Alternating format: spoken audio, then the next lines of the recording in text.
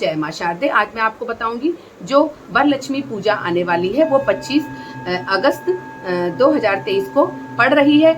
इस दिन जो वरलक्ष्मी की जो पूजा करता है, वरलक्ष्मी को भगवान विष्णु की पत्नी का रूप माना गया है। सनातन धर्म में देवी वरलक्ष्मी की उपासना महत्वपूर्ण मानी जाती है। इस व्रत जो पड़ रहा है वो सावन के अंतिम शुक्रवार यानी 25 तारीख 2023 में मनाया जाता है। और इस का व्रत जो भी स्त्री करती है वो व्यक्ति की भाग्य में वृद्धि और धन संपदा के लिए करती है। और विवाहित महिलाएं अपनी सुख उन्नति के लिए और पति की दीर्घायु के लिए और पति उनकी बीमारी से बचा रहे, ऐसा प्रार्थना करने के लिए ये व्रत करती है। कि सनातन धर्म में माँ लक्ष्मी का बहुत ही महत्व है।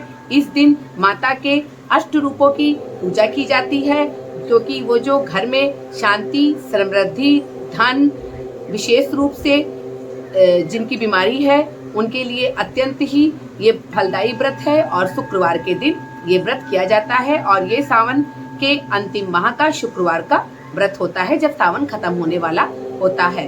तो आज हम बताएंगे कि इस व्रत को कैसे करना है। मान्यता है कि जो भी ये व्रत करता है, वरलक्ष्मी का व्रत करता है, उसको लक्ष्मी के 8 रूपों की पूजा करनी पड़ती है, जिससे उनको उसकी कृपा प्राप्त होती है। विधि विधान से व्रत धारण करके जो भी इसके नियम को निभाता है तो उसके घर से दुख दरिद्रता दूर हो जाती है और सारे कष्ट दूर हो जाते हैं और घर में सुख और समृद्धि का आगमन होता है। बताऊंगी जो ये वर लक्ष्मी पूजा पड़ रही है वो 25 तारीख को पड़ रही है, 25 अगस्त को पड़ रही है 2023 को। और इसके 4 शुभ मुहूर्त है। वैसे तो कहा जाता है कि इसकी पूजा शाम को प्रदोष काल के टाइम में ही करनी चाहिए, बहुत ही उत्तम फल प्राप्त होते हैं। लेकिन इसके 4 जो है शुभ मुहूर्त बन रहे हैं। सबसे पहला मुहूर्त आपको पड़ेगा 5:55 से लेकर के 7:42 तक, जिसमें भी आप पूजा कर सकती हैं, जो सुबह का शुभ मुहूर्त है। फिर इसका दूसरा मुहूर्त दोपहर पे पड़ेगा, 12:17 से ये शुरू होगा और 2:35 तक ये मुहूर्त रहेगा। फिर इसका जो तीसरा मुहूर्त है वो आपका 6:20 से शुरू होगा और 7:50 तक खत्म होगा। उस मुहूर्त पे भी आप पूजा कर सकती हैं। और इसका चौथा मुहूर्त जो सबसे उत्तम है वो रात को 10:50 से शुरू होगा और 12:45 तक रहेगा। इस शुभ मुहूर्त में अगर आप पूजा करती हैं, शाम के समय में ही वरलक्ष्मी की आपको पूजा करनी है। ऐसा करने से कहा जाता है कि आपको सभी फल की प्राप्ति होती है। इस दिन देवी के 8 रूपों की पूजा की जाती है, जैसे कि आदि लक्ष्मी, धन लक्ष्मी, धान्य लक्ष्मी, गज लक्ष्मी, संतान लक्ष्मी, वीर लक्ष्मी, विजय लक्ष्मी और विद्या लक्ष्मी की पूजा की जाती है। चाहिए आपको एक चौकी चाहिए, लाल कलर का कपड़ा चाहिए जो आप उसमें चौकी पे बिछा लेंगी। कलश का स्थापना करेंगी। कलश में आप आम का पत्ता लगा करके और उसके ऊपर 1 रुपए का अंदर, कलश के अंदर जल, शुद्ध जल, गंगा जल और उसके बाद 1 रुपए का सिक्का, कुछ चावल के अक्षत और इलायची का और बतासा या चीनी या गुड़ डाल करके उस कलश की स्थापना चावल के अक्षत के ऊपर रख करके करेंगी। और जो कलश के ऊपर कटोरी रहेगी उसके ऊपर आपको नारियल रखना है। सूखा नारियल भी रख सकती हैं आप और ये वाला नारियल भी रख सकते हैं जो आपको स्वेच्छा से उपलब्ध हो। नारियल के ऊपर आपको वैसे ही कलावा बांधना है, जैसे आप कलश की स्थापना करती हैं वैसे ही करेंगी। फिर आपको कुबेर की जो आती है तस्वीर वो रखनी है, कुबेर यंत्र रखना है, श्री यंत्र रखना है पूजा करने के लिए। और लक्ष्मी के 8 रूप जो होते हैं उनकी भी आपको तस्वीर रखनी है। और फिर मैया को श्रृंगार का सामान चढ़ाते हुए और व्रत का संकल्प करते हुए कि ये व्रत मैं करने जा रही हूँ, इसकी पूजा आपको सायंकाल में ही करनी है। फूल, पुष्प और घी का आपको दिया जलाना है। कलश के पास आपको एक अलग दिया जलाना है और उसके अलावा भी आपको एक दिया जलाएंगे और शुद्ध देसी घी का दिया आप प्रज्वलित कर देंगे माँ के सामने। उसके बाद फल फ्रूट चढ़ा करके आपको विधिवत पूजा करनी है, मंत्रों का जाप करना है। आप चाहे तो अष्टमाता जी की किताब आती है चर्चा चालीसा, वो भी पढ़ सकते हैं। और आपको कुबेर यंत्र की जो आती है बुक वो भी पढ़ना है। इससे आपको अत्यंत फल प्राप्त होगा। और धूप पत्ती, नवेदम, फूल, पुष्प, माता को अपराजिता के फूल बहुत पसंद हैं, इसलिए आप लाल कलर के पुष्पों का जरूर प्रयोग करेंगी। और ऐसे करते विधिवत आप शाम के टाइम पूजा कर लेंगी। जब आप व्रत करेंगी तब आप मन में कोई बुरा ख्याल नहीं लाएंगी। और उस व्रत के 1 दिन पहले आपको, वरलक्ष्मी जब व्रत करने जा रही है 1 दिन पहले आपको सात्विक भोजन करना है और साथ ही साथ आप विष्णु भगवान जी का भी पूजन करेंगे। इस तरीके से आप पूजा पाठ करके व्रत को निभाएंगी।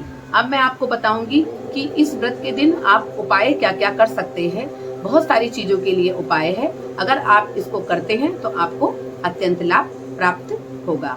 तो आपको उपाय क्या करना है। अगर आपको किसी घर में आपके कोई बीमार है तो गुड हेल्थ के लिए आपको वरलक्ष्मी की तस्वीर के पास मुल्तानी मिट्टी चढ़ानी होगी और मुल्तानी मिट्टी चढ़ा करके जो भी बीमार व्यक्ति है उसको एक चुटकी अगर आप फका देते हैं, मुंह में डाल देते हैं, तो उसकी जो बीमारी है उसकी हेल्थ ठीक होने लगेगी। धीरे धीरे आप देखेंगे। फिर हम बताएंगे गुड लक के लिए कि अगर गुड लक कोई कहीं जा रहा है तो गुड लक के लिए आपको वरलक्ष्मी माता पर कमल गट्टे का फूल चढ़ाना है और कमल गट्टा चढ़ाना है और फिर कमल गट्टे को उठा के अपनी तिजोरी में अगर आप रख देते हैं तो आपके गुड लक के लिए बहुत ही बेस्ट रहेगी।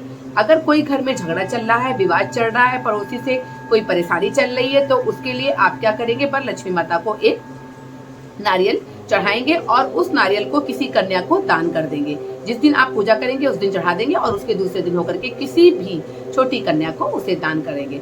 अगर आपका कोई चीज नुकसान हो रहा है, उस नुकसान से बचने के लिए आप क्या करेंगे, माता जी पे सफेद कनेर का फूल चढ़ाएंगे और कोशिश करेंगे कि गुलाबी कलर के ही कपड़े पहने।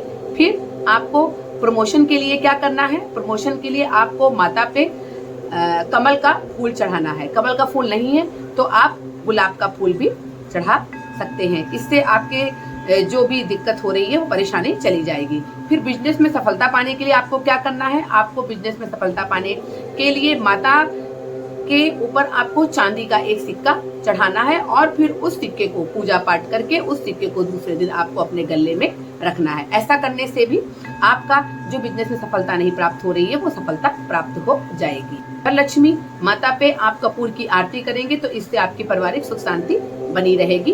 कपूर में 2 लौंग डाल लेंगे, कपूर के नीचे लौंग रख करके एक दिया में और उसके ऊपर एक लौंग रख लेंगे, फिर ऊपर कपूर लौंग और उसके ऊपर कपूर रख करके अगर आप आरती करते हैं माता जी की तो आपका जो पारिवारिक जीवन है वो खुशहाल हो जाएगा। अगर लव लाइफ आपकी सक्सेस नहीं है, आप किसी से शादी करना चाहते हैं, आपका मनमुटाव उसके साथ रह रहा है, तो आपको क्या करना है, रात रानी का एक इत्र आता है वो आपको माता जी पे समर्पित करना है। उसी दिन ही आप करेंगे तो आपको लाभ होगा।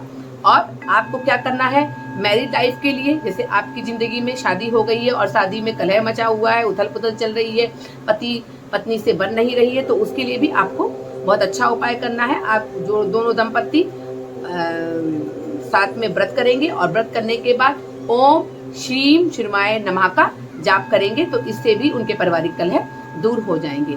अगर जीवन में किसी भी प्रकार का अभाव है तो उसको दूर करने के लिए आपको क्या करना है, माता जी को आप नवेदम चढ़ाएंगे।